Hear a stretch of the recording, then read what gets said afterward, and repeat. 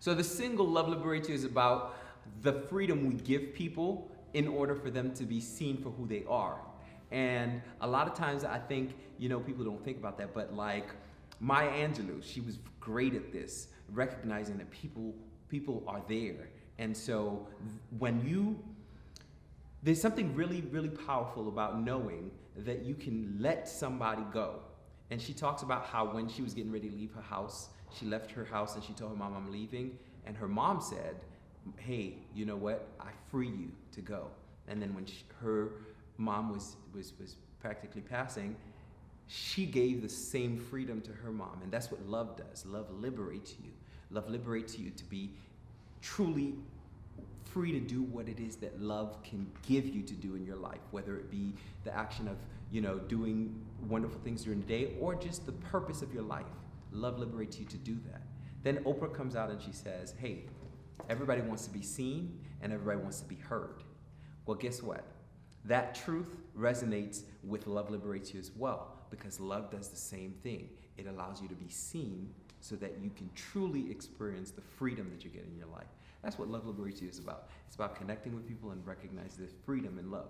So the single about Mandela is essentially talking about how Mandela, his contribution to society. And the truth is, we think of Mandela as a figure that affected his society in his day. But the truth is, he also affected the entire global society in the sense that the things that he did to free people in South Africa were the same things that we are looking at here in America for freedom's sake, right? So when you talk about these things, they're not one, they're not separate. Right?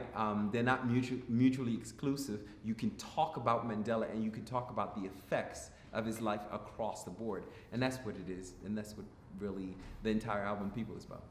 People. So I chose to name the next project People because of that connection to how human beings connect to each other. So like we're all in this global space, right? We're human beings. But a lot of times we pass by each other and we don't see the human being side of it. And so half of the problems in the world, if we simply saw people, we could actually love people.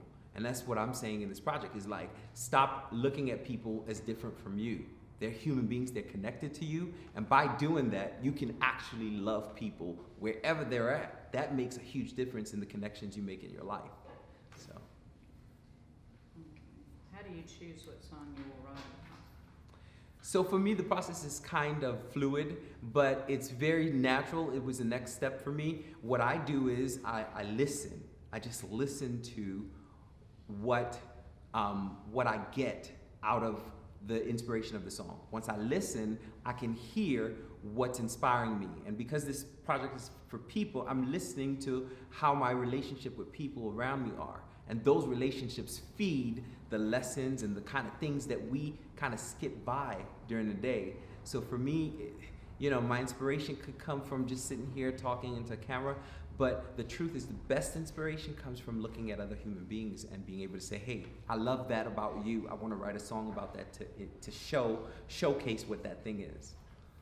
What inspires you about Dr. Maya Angelou? What inspires me about Dr. Maya Angelou? Everything. I like the way she talks. I like what she has to say.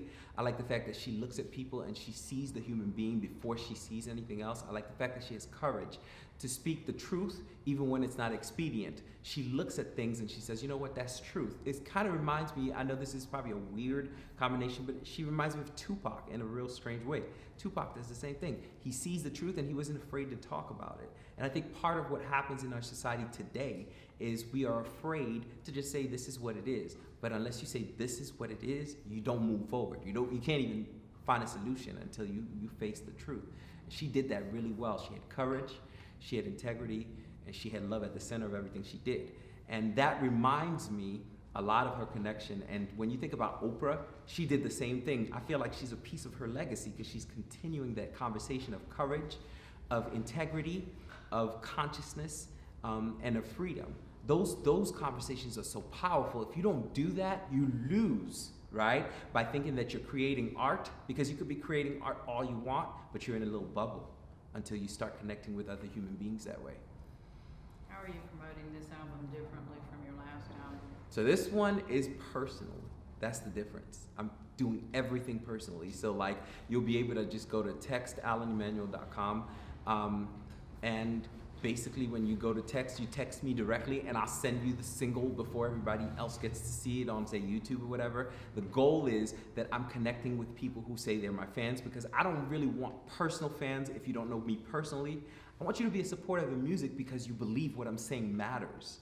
And if you do that, I'll text you back. That's how I feel about it. I'm like, I don't need a bunch of people following me. I need you to follow your heart. That's the whole goal of this thing.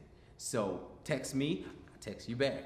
You know, so, you know, when people go to my website, they'll be seeing that's what I'm going to be doing for this. And it's very different from what people are doing. Right now, people are putting stuff out on social media, and then they're like, okay, this is on social media, go get my album. And then if I, as an artist, want to say thank you to you, I can't even do that because there's no way to do it. So to me, it's just a different approach. It's a personal approach. It's people approach first, and then other stuff later. So I've been singing my whole life. I can't remember a time when I wasn't singing. But what's changed for me is the intensity with which I have been doing my music. When I was young, I was 13, I really didn't know what I was doing to be able to actually share with people. Now, I have the opportunity to actually make music that can reach people, and it's a deeper place. So when I started singing at 13 and doing concerts and everywhere, that for me, I thought that was it. But now I'm on a different plane. I'm actually looking to meet people through the music versus pushing music in your face. I could push songs all day, but if I'm not connecting with you, what's the point of my song? But the greatest musical experience that I've had, I think, is the fact that I got to sing on the same stage as Daryl Coley, because I learned to sing through Daryl Coley's music. I would listen to his runs and stuff, and then being able to go on stage and singing with this guy was like amazing to me. And then afterwards being able to meet him, and now that he, you know, is no longer with us and all that, it was a powerful moment for me. So that was the greatest. But singing in different countries has been amazing. You know, singing in Trinidad. I love Trinidad because the people were so cool. I loved singing in Canada. I loved singing in French Guyana. I loved singing in French. Singing in different states here in the United States. It's just been a really great adventure to be able to sing everywhere. So it's hard to pick one place that I've loved more, but yeah, I enjoy it. It's my call. My name is Alain Emmanuel, and I just want to thank you for taking the time to listen.